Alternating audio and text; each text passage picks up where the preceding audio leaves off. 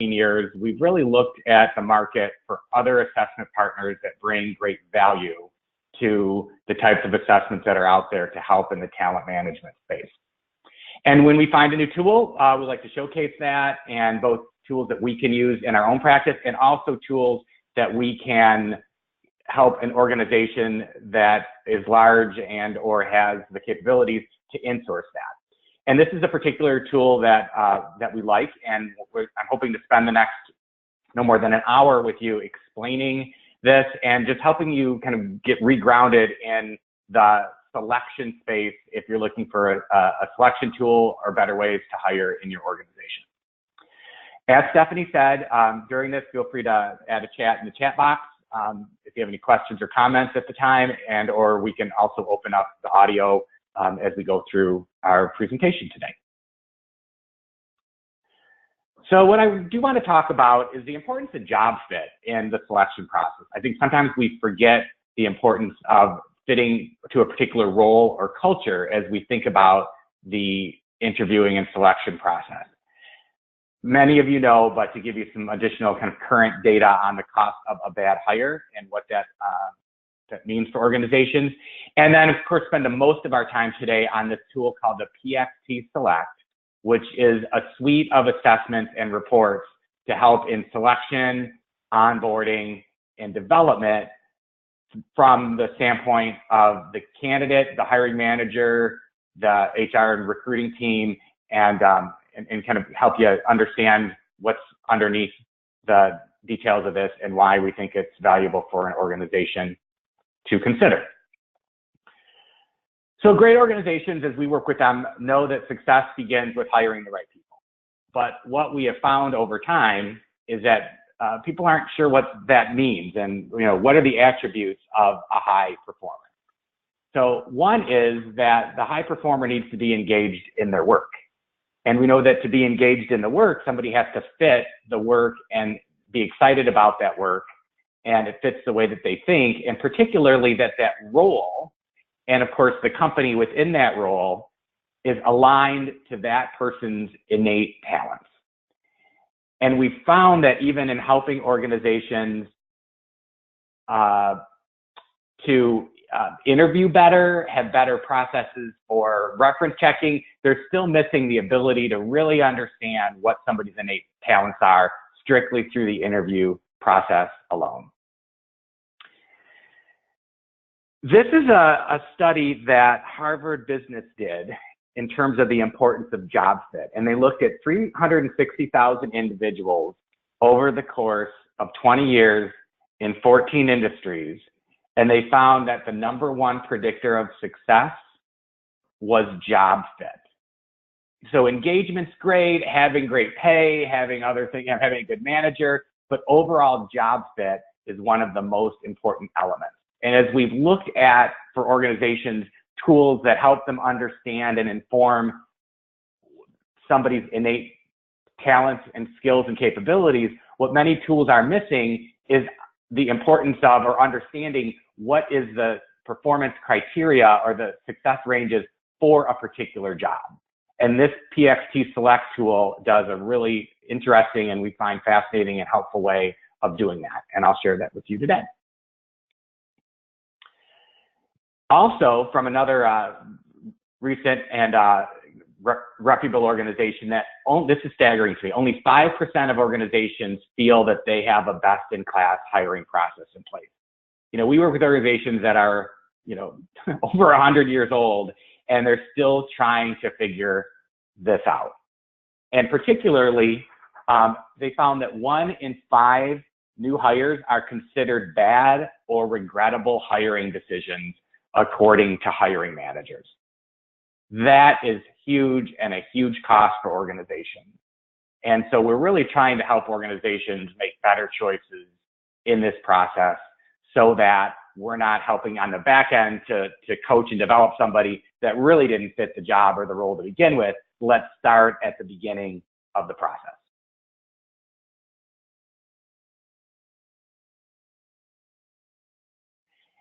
And what happens is crucial hiring choices are really made off of first impression. They're made off of, of a resume background and somebody goes, wow, they went to this school, how impressive, or the interview and how they dressed and how they could carry themselves for an hour or two, but they're not looking at other data points that are very important and relevant. So we really are trying to help our clients say, stop, take a step back, and relook at the process by which you hire. And this tool is a great way to do that. So to engage you in our presentation today, can you take a second to get to your chat box and just type in what you think some of the risks are for your organization when you make a poor hiring decision.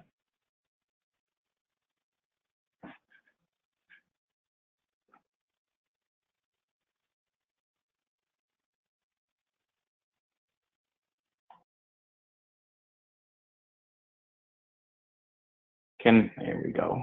Liability of mishandling client information. Oh, that's huge. What else comes to mind? Customer service negatively impacted. Yeah, low morale.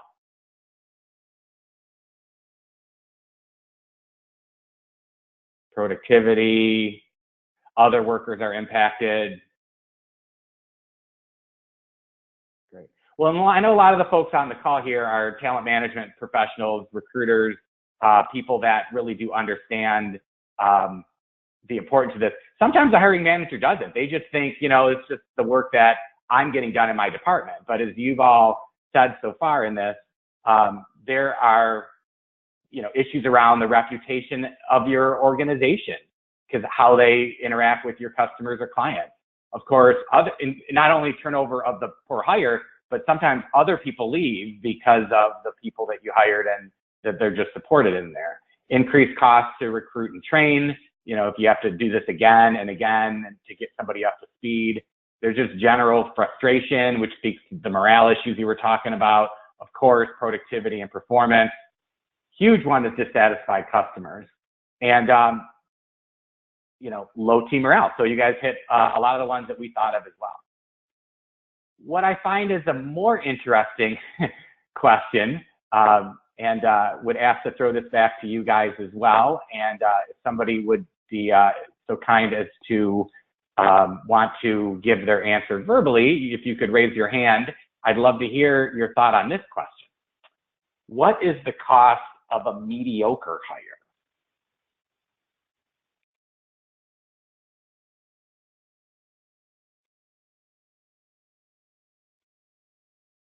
I'd love to hear somebody. So yeah, in the chat box, set low bars for others. If you have a story or some thoughts to share and you want to talk out loud, just press the raise your hand button and Stephanie can unmute you.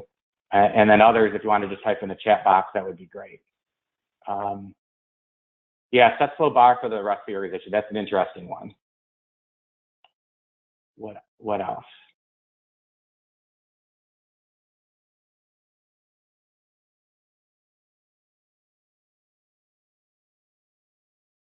It may be too much to kind of answer in a snippet. So let me give you a case study idea of this.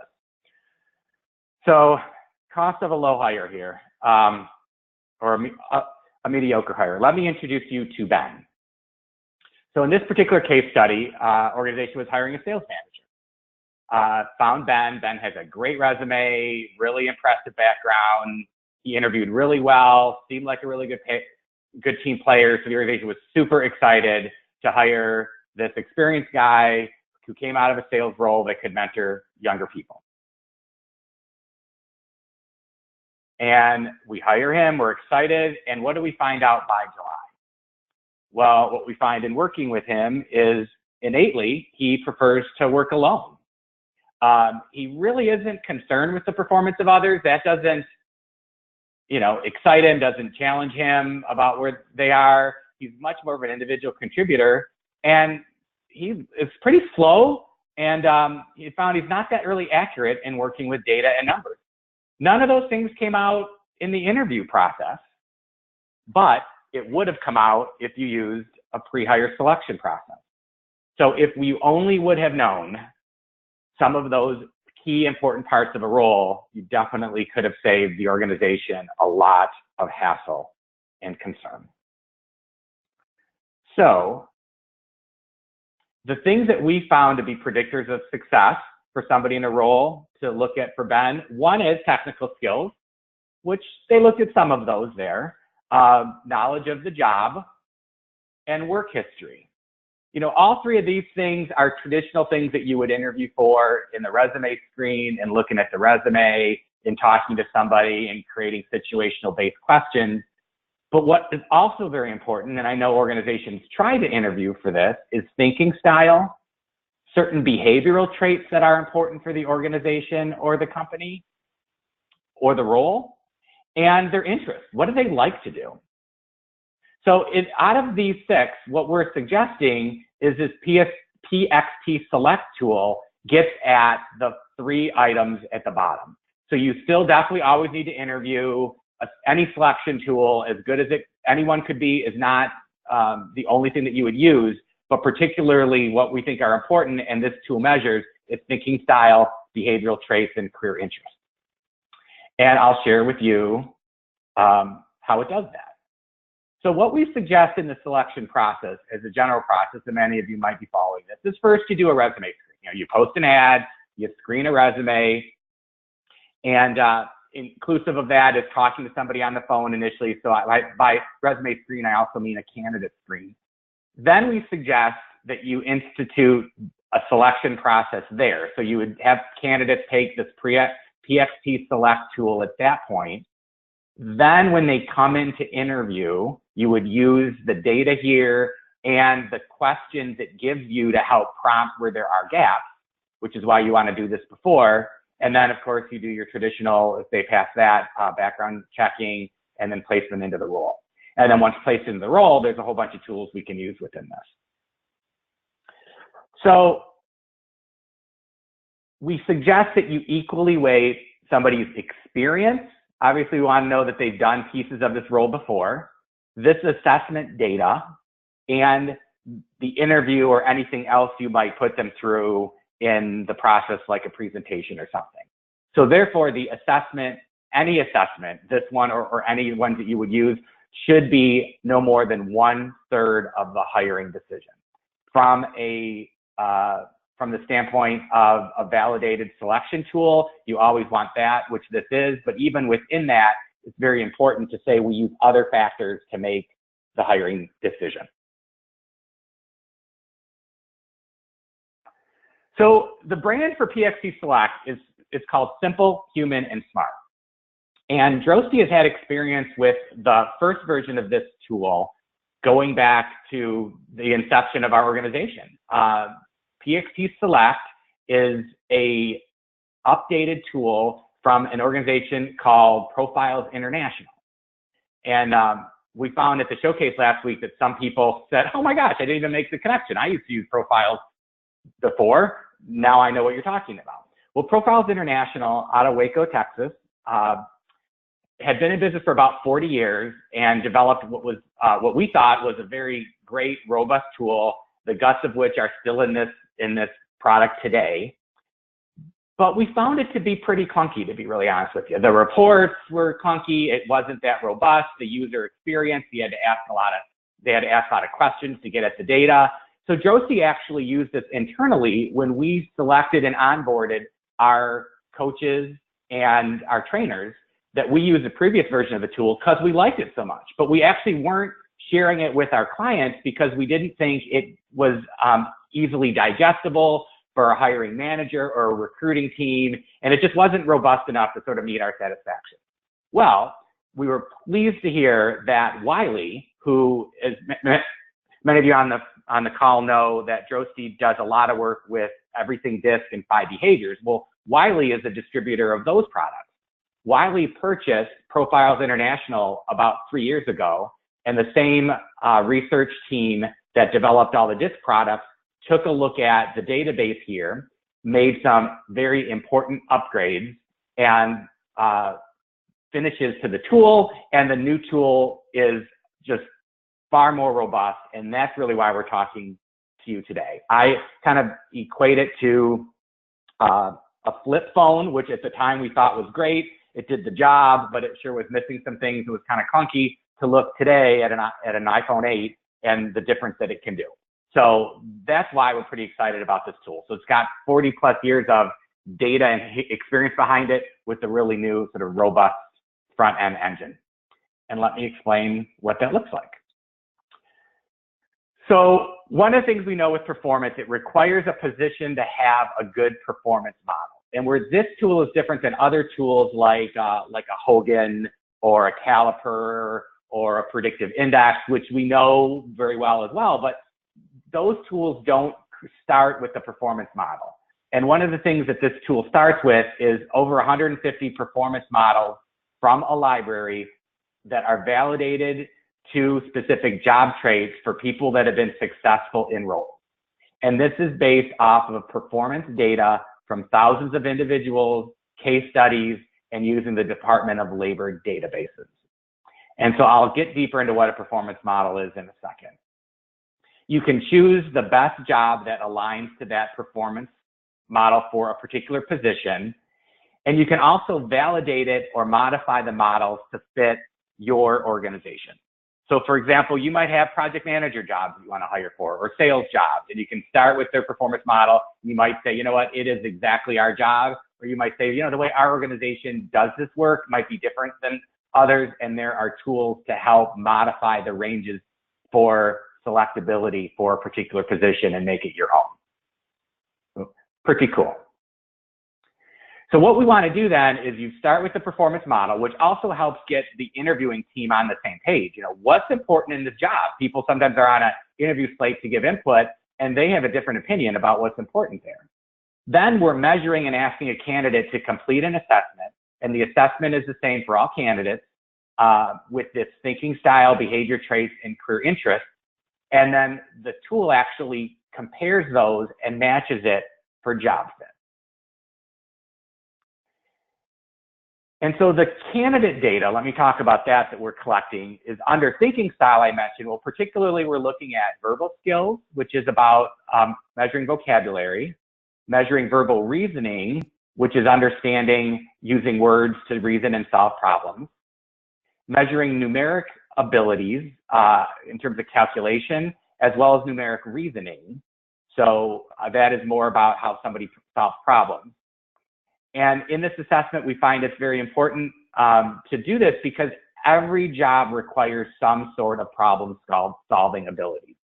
And if somebody's problem-solving abilities are very high and a position doesn't require that, they will get bored and they won't be a job fit. Similarly, other positions really need strong numeric abilities or verbal reasoning skills, also hard to measure in an interview, and it's important to match those things in the candidate fit profile. So that's embedded into the assessment. Then we're measuring behavior traits. So these are work-related preferences and behaviors in 9 distinct areas. And these are the same 9 areas that profiles used 40 years ago. And we've upgraded the scales and the measures and how to assess for them, but they're pace, assertiveness, sociability, conformity, outlook, decisiveness, accommodation, independence, and judgment. And each of those have a scale, and I'll share that with you, but those are really important to understand how they fit to your organization and your particular role.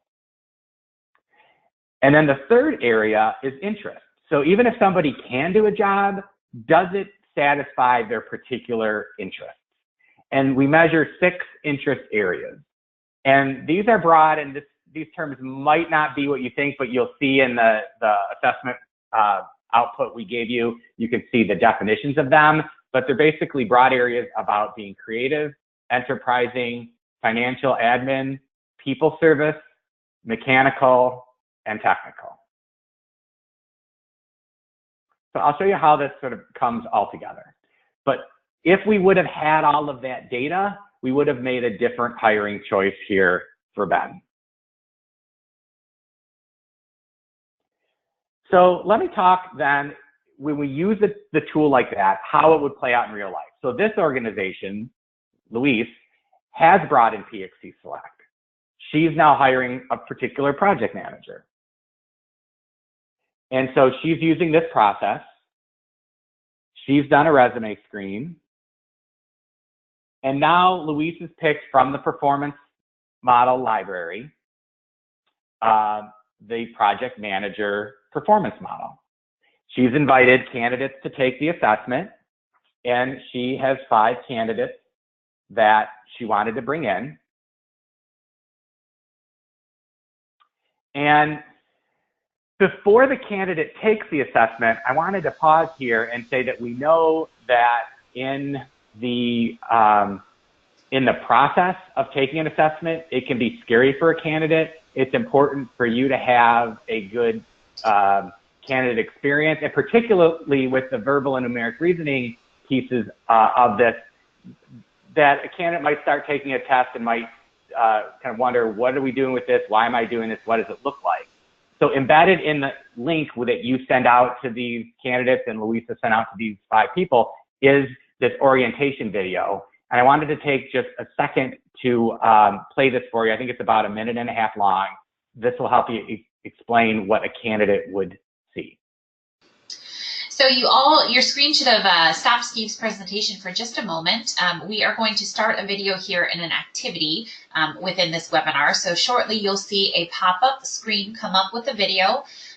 It will autoplay this video for you. If it does not on your side, just go ahead and press play, and then we will kind of come all back together once this video has ended. So I'm going to go ahead and start this activity for us.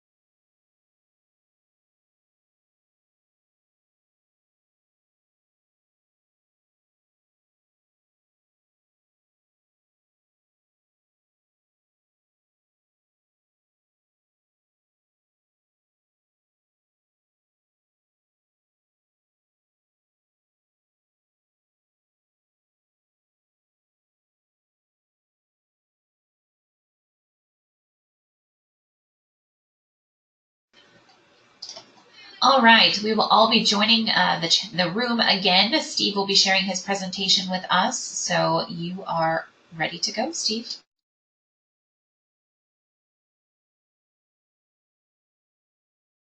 Great. Stephanie, can you see my screen? We can. All good to go. Great. So you get a sense, again, we want to play a snippet of what this video looks like and help the candidate get just comfortable in terms of what you're doing, why you're doing it. And we've also found that candidates appreciate having due diligence and rigor in a process if they're looking for a fit as well. So being able to say, we take this seriously, the people you're going to work with and work around all get vetted, including yourself. People find that to be really, really helpful, and it sells the organization. So before I get any deeper into the assessment and show you the output report, I wanted to share one of the changes that Wiley made when they bought this assessment tool. And they use adaptive testing. And adaptive testing is also used in the Everything Disc suite of products as well. So basically what happens is the candidates' responses are calculated based on how they answer each individual question. So everybody's not taking the exact same questions. They're being prompted of questions based on their previous responses. So let me share what this looks like.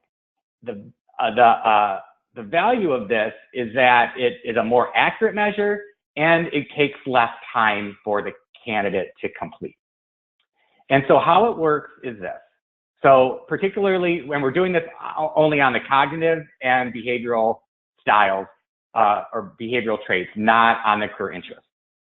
So showing you how it would work as an example on the cognitive piece, the assessment has a set of questions from very easy to very difficult on each of these dimensions.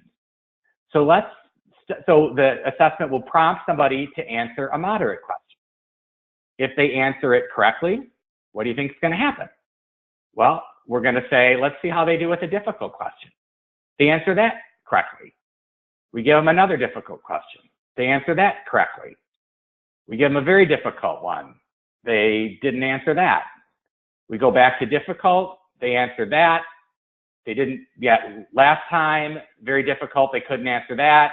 So their best estimate is going to be on the scale of 1 to 10. They are a 9.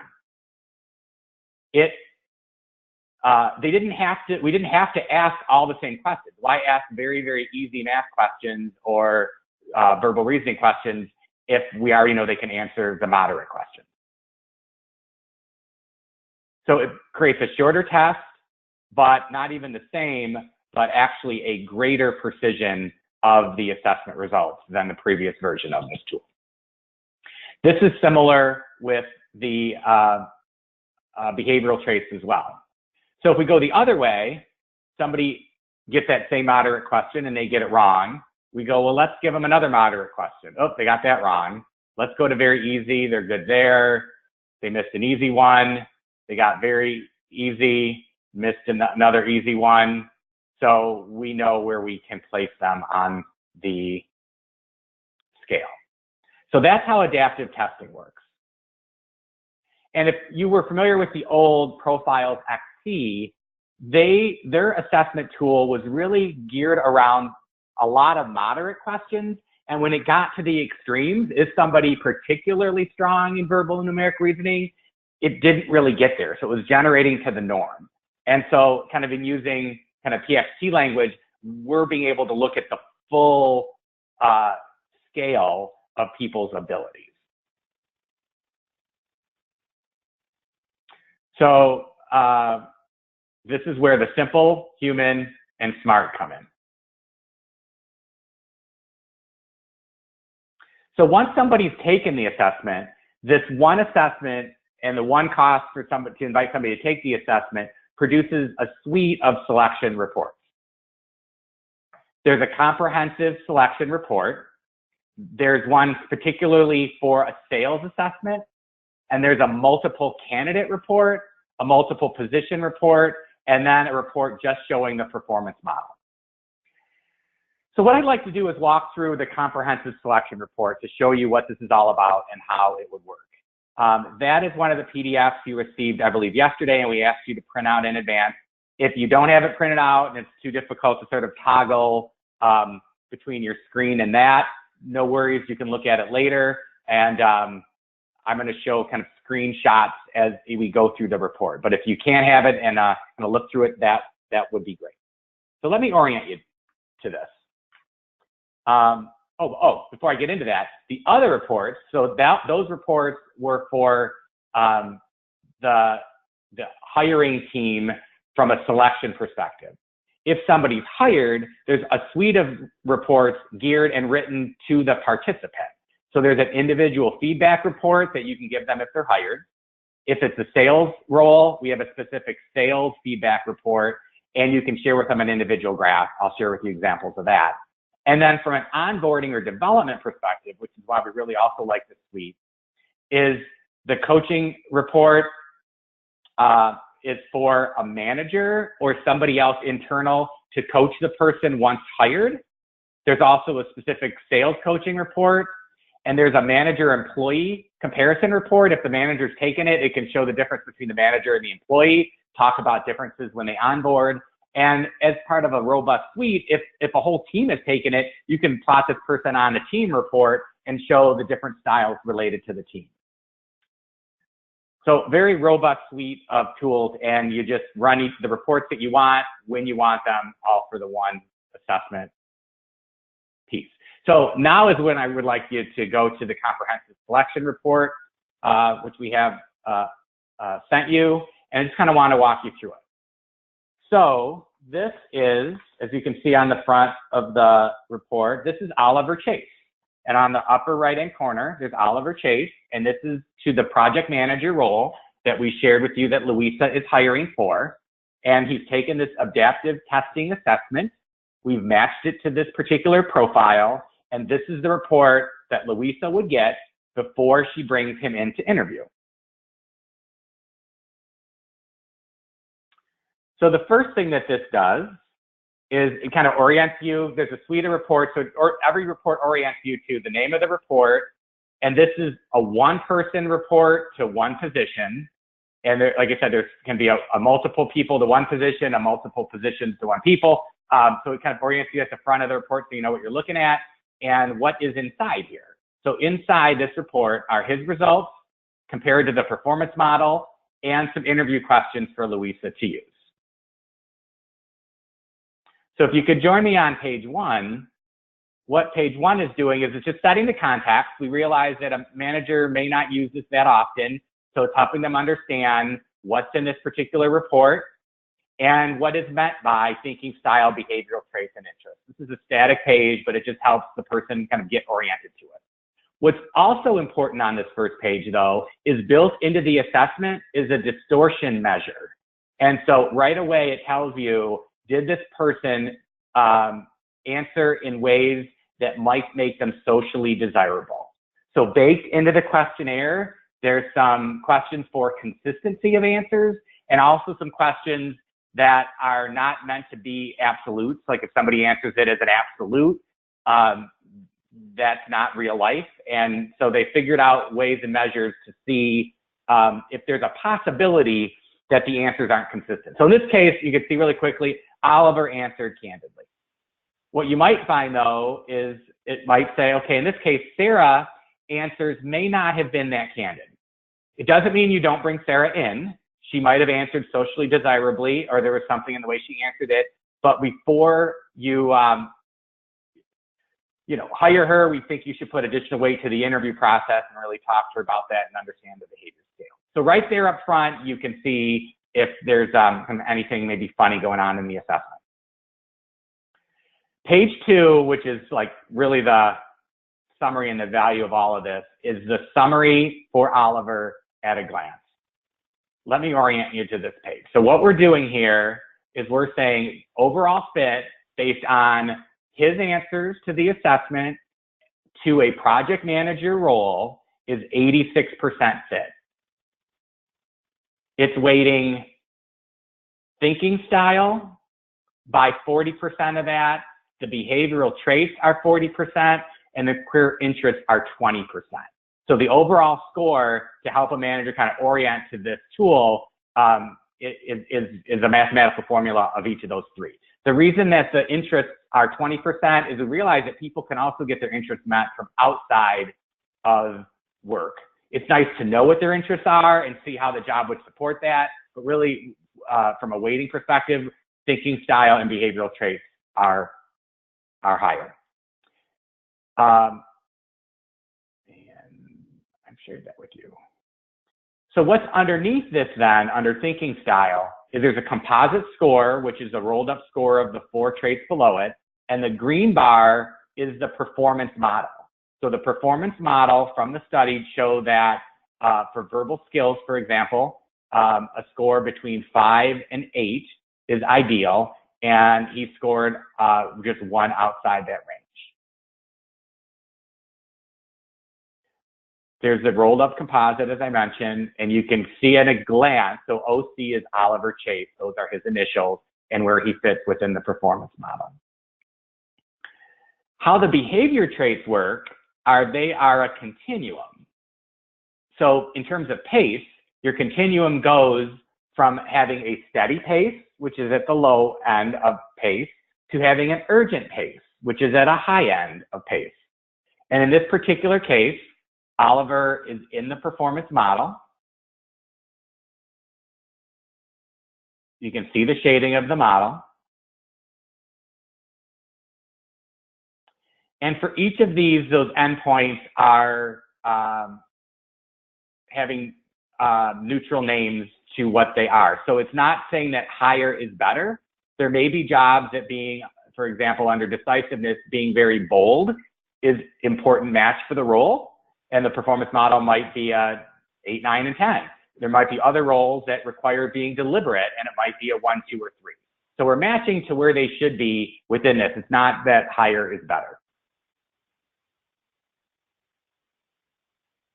And then under career interests, which is the bottom of page 3, you can see it shows of these standard occupational interests where Oliver ranked, and he was technical, creative, and then tied with financial and enterprising. And what the model says is ideally creative, people, service, and enterprising, and hence the 75 fit score.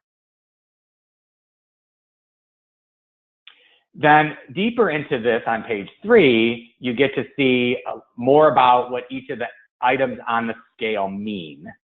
So what verbal reasoning is, that what a 1 through 3 is, they prefer easy to interpret communication versus a 4 through 7 and an 8 through 10.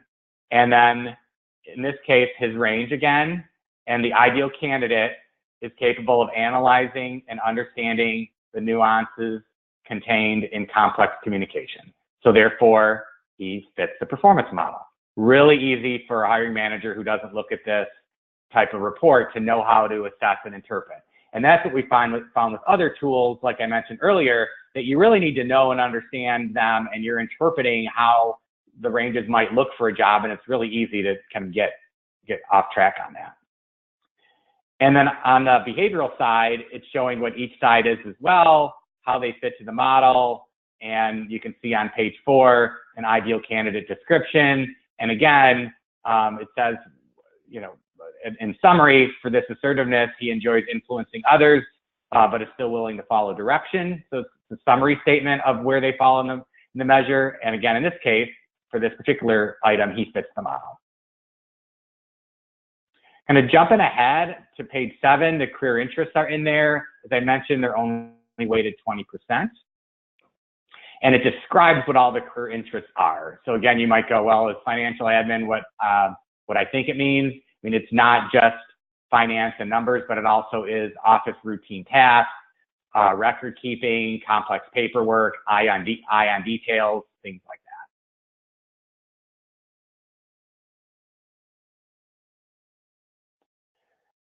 So I'd like to now orient you to the rest of the products in the suite really briefly, and then we'll have some time at the end to open up for a little bit more questions. So the other attached document was the report guide. And this is giving you a summary of all of those other reports I mentioned to you that are in the suite. So just to orient you briefly to each of those, the sales tool is really the same tool as you were just looking at from a comprehensive selection report perspective, but it's focusing on sales language. We have found and widely found that hiring sales professionals can be particularly challenging. The roles are particularly different, being externally interfacing. So even though they're taking the same assessment, the data is presented under critical sales practices. We found a lot of our clients being very interested in this particular tool just for the sales component alone, and shows how they might demonstrate those particular sales items.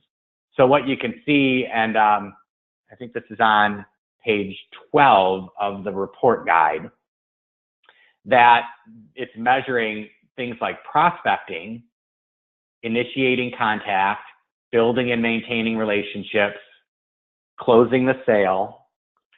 Are they self-starting? Are they resourceful? Are they coachable?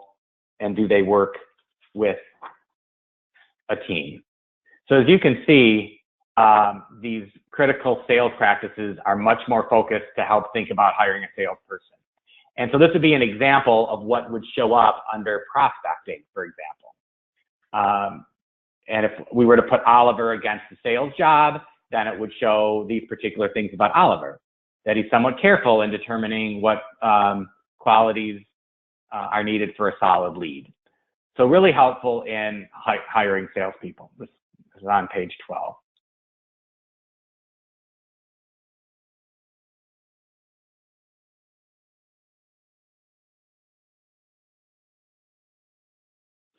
So back to Oliver. We bring Oliver in to interview, and Louisa has his profile. She decided to bring 3 of the 5 candidates in. So she only, even though she invited all 5 to take the assessment, she only has to pay for the 3 that she runs the reports on, which is a nice tool or value. And then she has personalized interview questions. So in this particular case, if we go back to Oliver Chase's project manager, the first report I was sharing, on page 8, it shows the top 3 challenge areas based on him being outside of the range for the position. And what is particularly awesome is that it's not just giving you generic interview questions for judgment. It's giving specific questions based on where he answered, high, low, how far out of the range it is. And what is even more interesting is it's telling the person, it's coaching the person on what to listen for. It's one thing to say, ask this question, but so what am I going to do with that? So in this particular case, we're saying, you know, he's more factual than the performance model. So related to judgment, ask some questions, and you want to listen for his ability to make decisions given available information, even if it's incomplete or unclear. So that's the concern. So the question to ask him is, hey, Oliver, in your experience, what are the benefits of basing decisions on facts alone? And why might this approach be problematic? And now you know what to listen for. What an awesome tool. It gives this for every single behavioral trait and thinking style area, and it prioritizes them and says, these are the ones that you should first ask because they're his challenge areas, then these are your strength areas, and then all the rest of them are in there. So it can build a customized interview guide right away.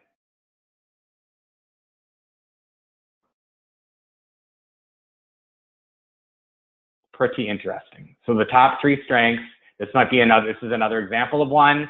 So even if you ask about the challenge areas, you can also ask about a strength, and you're listening for some things that are a little bit different. So he fits in the model. This is definitely a strength, but here's questions for the interviewer to ask to get a better sense of the candidate.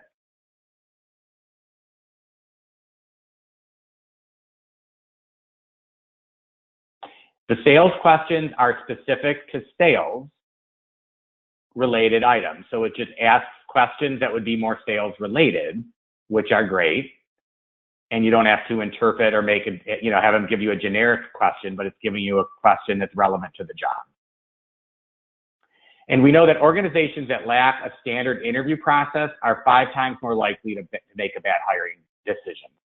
We've recently been asked to come into organizations and just help them with behavioral interviewing, which is great already. I mean, having a standard process is great, but adding this on top of it and using these questions, and if, in this case, Louisa using the same questions for all 3 candidates will help her measure each person, not be distracted with some innate biases that come in just us being human and interviewing another human, and really dive in deep and use a lot of good analytical rigor.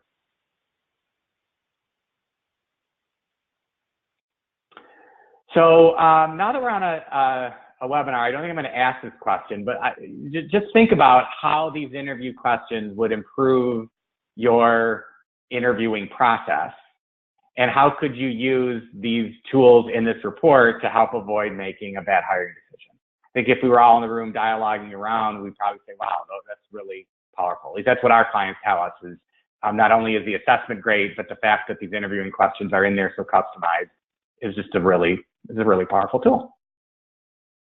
Because I want to make sure I have time to go through the rest of the reports and the report guide.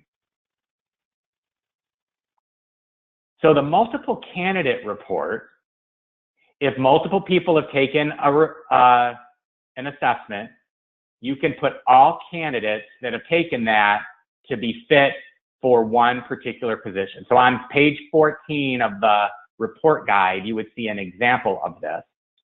And in this case, Oliver Chase, which we saw his full report, was compared with Andrew, Samira, Victor, and Thea. And it gives their fit scores. So in this case, what Louisa did is she said, you know, all things being equal, I'm going to bring in the 92, 86, and 83% fit first. Doesn't mean you never hire a 63. It just helps you understand where they fit to the model and why they're outside of it. There's no particular score that says if you are below this number, it's not a fit. In general, we say, you know, looking at 70 and above tends to show fit. If you're using the standard model and haven't validated it, you know, somebody might be out of the range and you say, well, you know, in our company, I might have made the range a little bit more over to the right because our job might need a little more of that based on our culture. So you're using those, you know, those rolled up mathematical scores as a guide, but it sure helps rather than reading a big long narrative about 3 people and describing them, but doesn't really give you any evaluation. So this is a really efficient way to look at candidates for a role. Similarly, this can be used inside an organization. So, you know, we've had situations where an organization's, you know, adding a role. They're adding the first time ever VP of sales, for example. Well, they have 4 regional sales directors that have been reporting to a president. Now, all 4 of these people want this VP job in the middle. We've known them forever. We have strengths and development areas. Some of them have gotten into tiffs with each other. What would we do? You could have all internal candidates take this. You can still interview, look at other things, but it would sure help bring some objectivity to the internal interviewing process and also help both the candidates accept who was hired, if it was internal and there's some sort of politics around it, and maybe help internal people kind of see people from a different lens when you've known them for a long period of time. So this can be done externally or internally. What the multiple position report is doing is it's taking the candidate's data and then you can compare it to multiple positions in a performance model. So you could, this might be a good application for bringing somebody in from college recruiting. Say, where might they go in the organization? Or somebody inside the organization that says, you know, and I'm really stuck where I'm at. I might want to go into this role or that role or go into sales. Well, you can take their data and compare it to as many positions as you want. So in this case, we compared it to a specialist profile, project manager, manager of sales, and a sales role. And you can see where they're fit similarly or differently and look at all the data around that. So pretty powerful way to look at this. And on page 16 of the guide, you can see this multiple position report and sort of where Oliver Chase fits in for these different roles. And you'd have a page for each of those roles as well and shows him against the performance model in addition to the rolled up scores. And then we can also just show and run the performance model itself before we see any data. So what's nice about this is before you start the interviewing process, you can assemble an interview team, maybe you haven't hired for this job before, and say, hey, before we even see any candidates, this is what the model says. Do we want to adjust it? What do we think? This is why pace is important here, for example here, and get alignment around what we need before we see a candidate and say, I just thought they were a great fit. And this is a really helpful tool. So you just pull this as well separately and be able to have a dialogue about what you want in a position even before you go shopping. And then, of course, the person gets hired. Once they're hired, so we hired Oliver based on all of this, we can onboard him.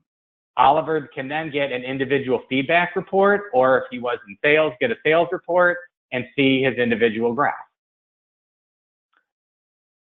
What this looks like for the individual report is a narrative. It's not showing any of the numbers. We found that candidates will get too hung up in, oh, I was only a 82% fit or that. So it's giving data written from their viewpoint in a developmental way to say, this is how you showed up. There's narrative feedback only, no scores.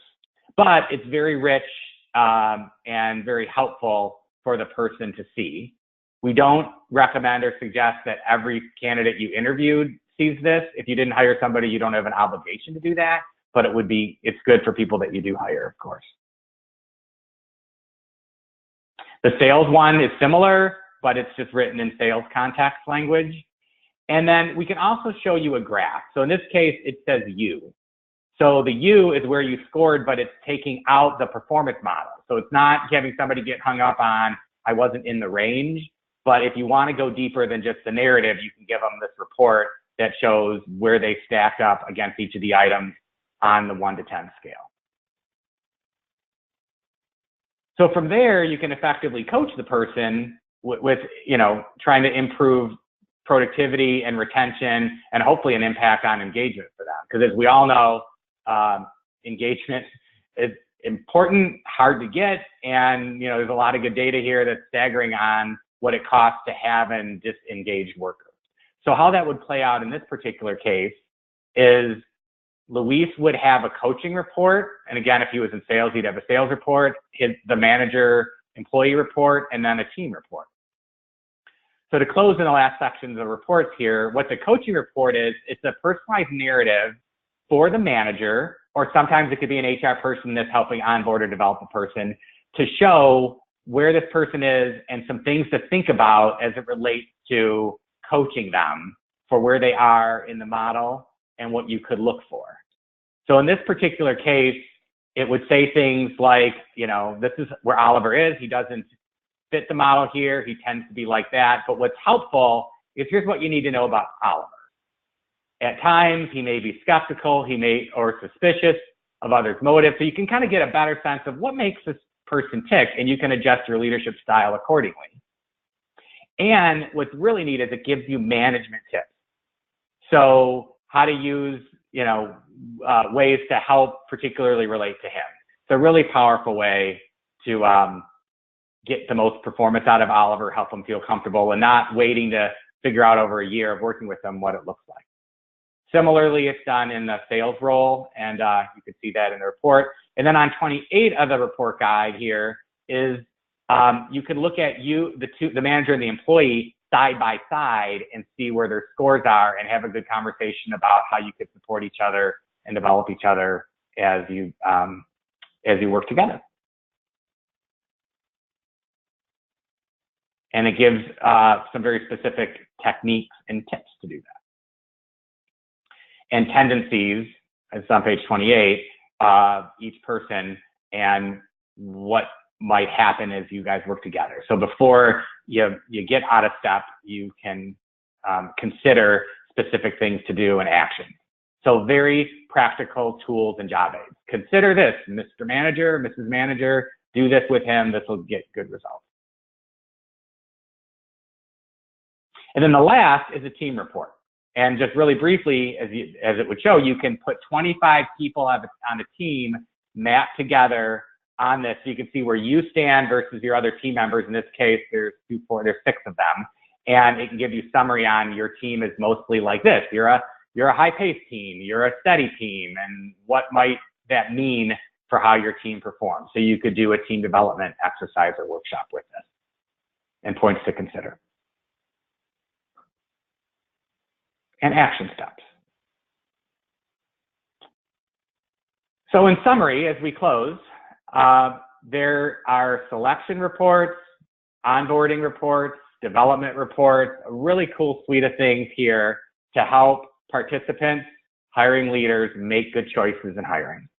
And what we were hoping to bring you today is an understanding of just the importance of using a tool, and we use many tools, but we think this one is particularly great, and to just expose you to the idea of this performance model concept, how important it is. And it's important to have a reliable test that has certain measures of acceptability as deemed by the Department of Labor in terms of principles for assessment, which are these standard areas of measurement and internal scale reliabilities. And it's important if you do have a tool that it has those and it's particularly valid.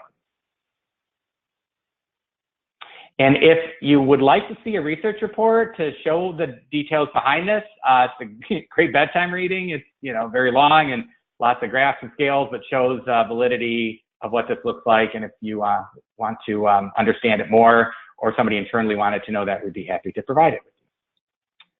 So we know what we would have liked to have done for this particular hire, and we hope that you use PXT to make smart hiring decisions in the future. And with that, we are at the end of our hour. I'd suggest or ask that if you have interest in learning more about this, you let either myself or another principal like Lisa Sadowa know, and we'd be happy to connect you and give you a complimentary assessment to see what it looks like, provide you more data or more of the reports. And we will be, we did record this and we will have a link to it. Feel free to share it with other people in your organization. And I will stay online if you want to chat for any additional questions. I'd be happy to do that. And if not, you are welcome to go. And I appreciate the hour you spent with us.